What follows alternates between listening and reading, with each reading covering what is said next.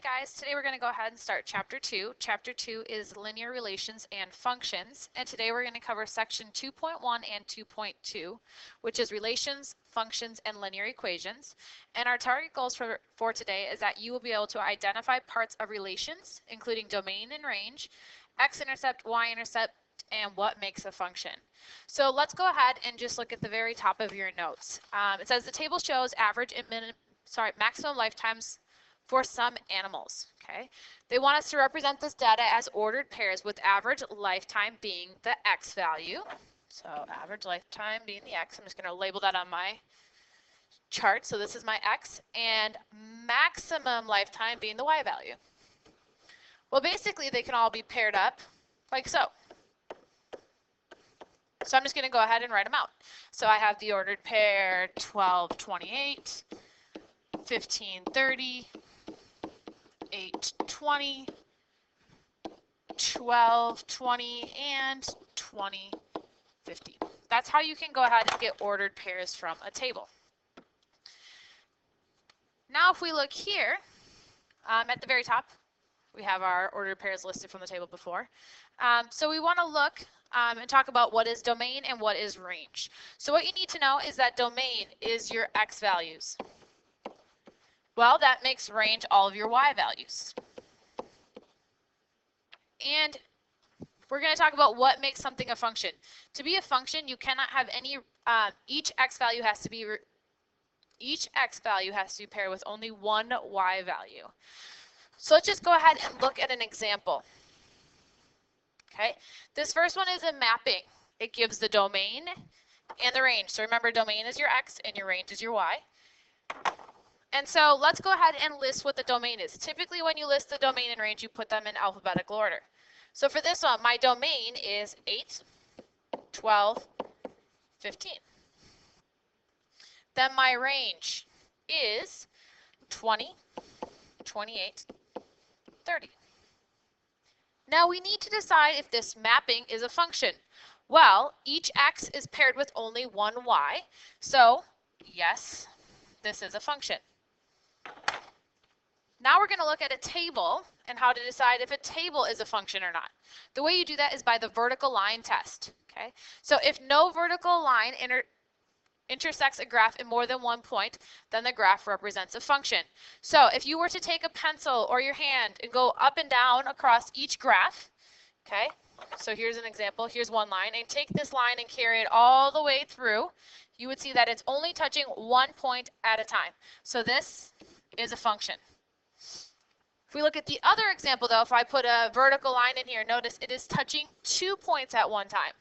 So that means that each x has 2 y values.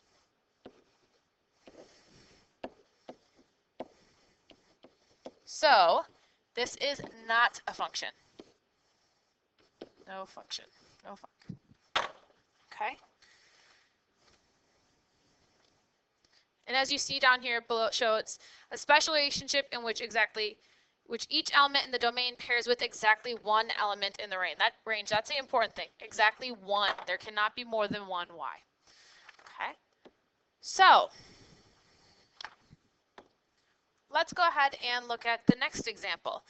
It says state the domain and range of each relation, then state whether or not the relation is a function. So I actually want you to pause and do number 1 on your own after I go over example 2. Okay, so example 1 I want you to do after I go over example 2. So example 2, we're doing the exact same thing. I want to give the domain and the range. So remember, the domain is all of your x values. Okay, so what I do is I would list all of my x values. Always do it from smallest to largest. So the smallest we have is -4, then we have -1, then 0, then 2, then 3. That is my domain. Then I go ahead and list my range. Now remember, my range is all my y values. So I have -4, -2, -3, 3, and 3. Okay. Here's the deal with if there is repeats. You only list it once in the range. So for this case, my lowest number is -4, then -3, then -2, and then I have 2, 3. So I only state 3 once. Okay, now I need to decide if it is a function. You could do the vertical line test and see that this one would pass the vertical line test. So based on the vertical line test, yes, it is a function. Okay, and I want you to notice that it's okay to have two y values, but if you have two x values, it will not be a function. Okay, so if you have any repeating x values, it will not be a function. All right, so function notation. If a relation is a function, you can replace it with y. Replace the y with f of x. So f of x is just a notation. Your independent variable is also your domain. So it's the x value, okay, is usually the x variable represented in domain. And the dependent variable then has to be your y or your range. One thing I'm going to just put down is that y can also be written as f of x. And all that means is x is an input. Okay, so we have an example here. Given f of x equals x squared plus 2, find f of negative 3. Well, if you look, they want the input to now be negative 3. So wherever there was an x in my function, I'm going to put negative 3. So f of negative 3 will equal negative 3 squared plus 2. Then following our order of operations, we get 9 plus 2. So that gives me 11. So f of negative 3 is equal to 11. And notice, this is my input. This is my output. So I can rewrite this as the ordered pair, negative 3, 11. They are the same thing. That is the information you can gather from that. Going ahead and flipping over to the back side of your note sheet, let's look at example 3. We are given g of x is equal to 3x minus x squared. Find the following. So the very first one, it wants us to find g of 2. And I actually want you to pause and do this right now on your own. It's very similar to the problem up in the box. Then let's go ahead and look at b. It says find g of 3 times g of negative 1. Well, g of 3, taking 3 and plugging it everywhere into this equation.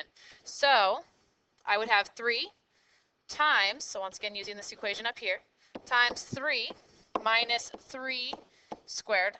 All of that is going to be multiplied by g of negative 1, so plugging in negative 1 anywhere. So do PEMDAS. So we start inside our parentheses. So we need to do, well, x1's first, so this gives me 9. So I would have 3 times 3, which is 9 minus 9, times, same thing in here, negative 1 squared is 1. 3 times negative 1 is negative 3 minus 1. So what I will get is 0 times negative 4. And we know that 0 times negative 4 is 0. So g of 3 times g of negative 1 is equal to 0. Okay. Let's go ahead and look at part C. We want to find g of 3x. So I'm just going to go ahead and quickly rewrite our function. So it is g of x is equal to 3x minus x squared. So this one's a little tricky, but wherever there's wherever there's an x, now I need to put a 3x. Okay, I need to put all of that in for x.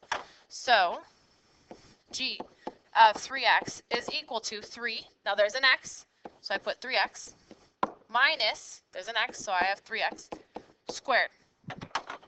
Now I just have to simplify.